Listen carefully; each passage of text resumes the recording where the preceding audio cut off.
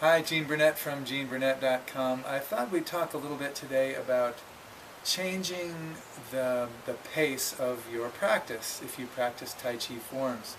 I know in some styles the forms are pretty rigidly timed and the form has to last exactly so many minutes, and that isn't really the way that I do it in the lineage that we do it in.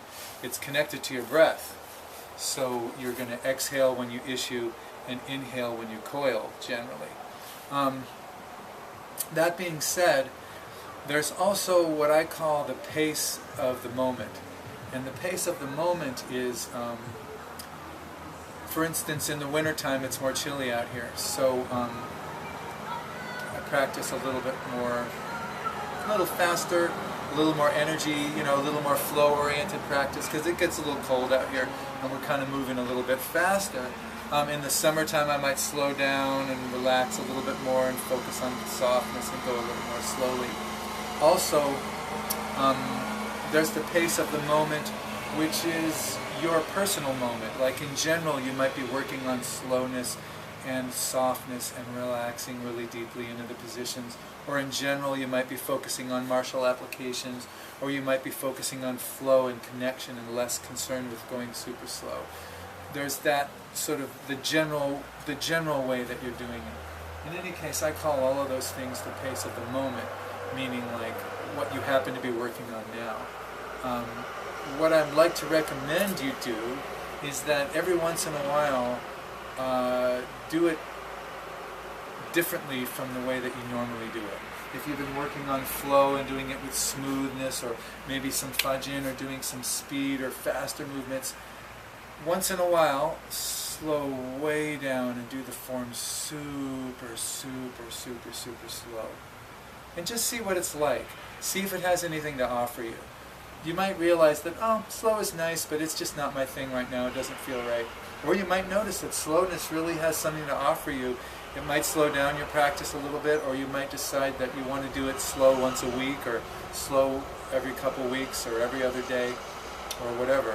If you're working on doing it really slow, and you like doing the form really slow with real attention to every little detail, try doing it a little bit faster. Try doing it with more flow and more connection between the movements, and see how that feels. You might find that doing it a little bit faster has something to offer you, and you might decide that you want to do it a little bit faster now and then, or with a little more energy. If you're always doing the form kind of small frame, like tiny and kind of close to the body, every once in a while extend it way out and do it really big. If you like to do it really big and really precise and very form-oriented, try doing it medium frame or small frame and keep a little more looseness in the joints. If you like to expand a lot, try doing it small. If you like to do it small a lot, try expanding.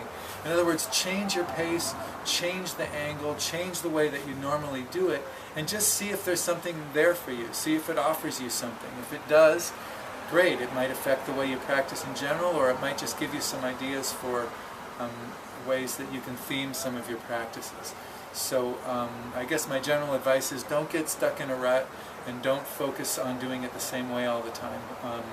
The pace of the moment, the pace of a particular day, the pace of a particular season, or even a year of training is valuable and worth guiding your practice. I definitely like that. But also break it up.